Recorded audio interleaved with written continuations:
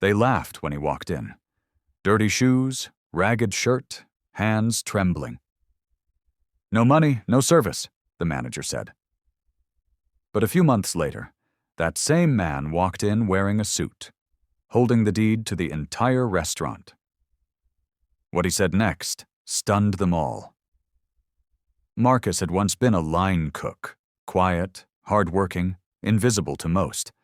But when his mother got sick, he quit everything to care for her. Bills piled up, jobs dried up, and before long, Marcus was on the street, sleeping behind buildings he used to cook inside. Still, he held on to one thing: dignity.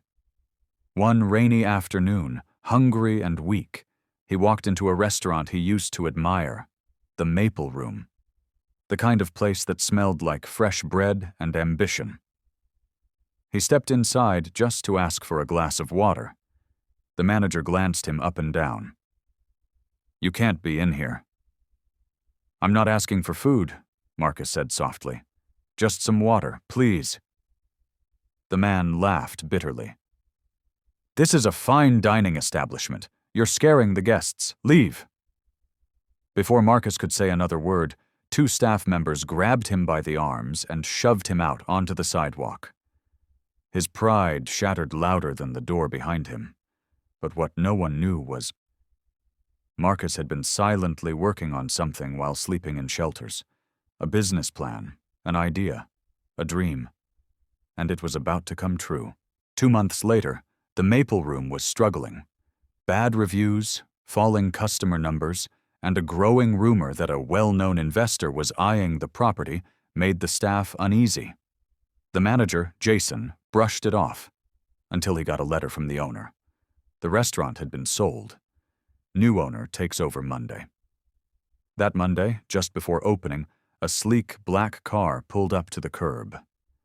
Out stepped a man in a crisp charcoal suit, clean-shaven, sharp eyes, and polished shoes. Staff lined up nervously, curious. Jason straightened his collar, ready to impress. The man stepped through the door, looked around the restaurant slowly, like he already knew every inch of it. And then he spoke. "Do you remember me?" Jason blinked. Sorry, I don't think we've met." The man smiled. "2 months ago, I came in here asking for water." Silence. The manager's smile faded. One of the waitresses covered her mouth in shock. "I stood right there," Marcus said, pointing to the same corner near the entrance.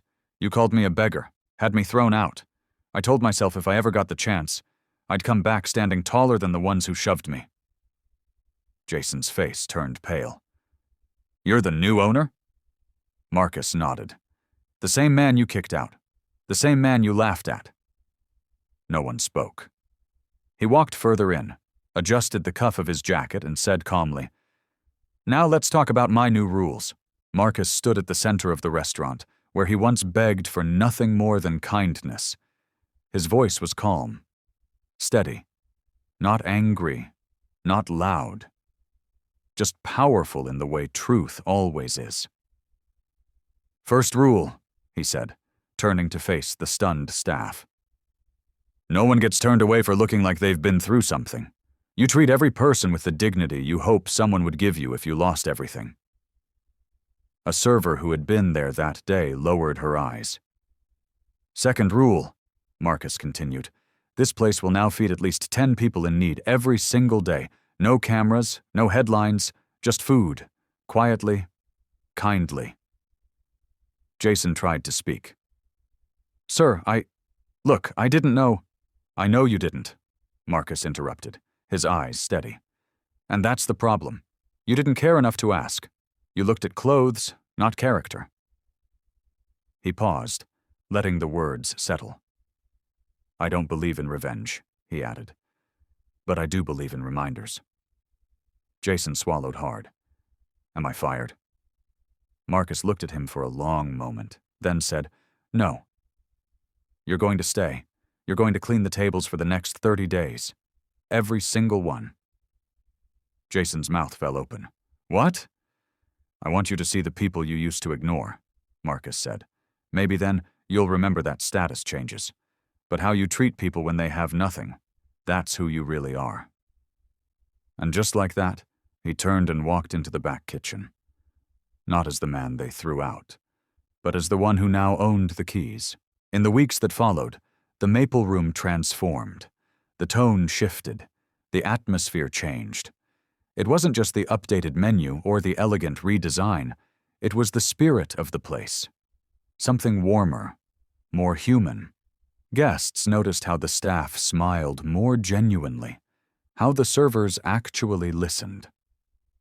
And every evening, just before closing, a quiet group of 10 sat near the back.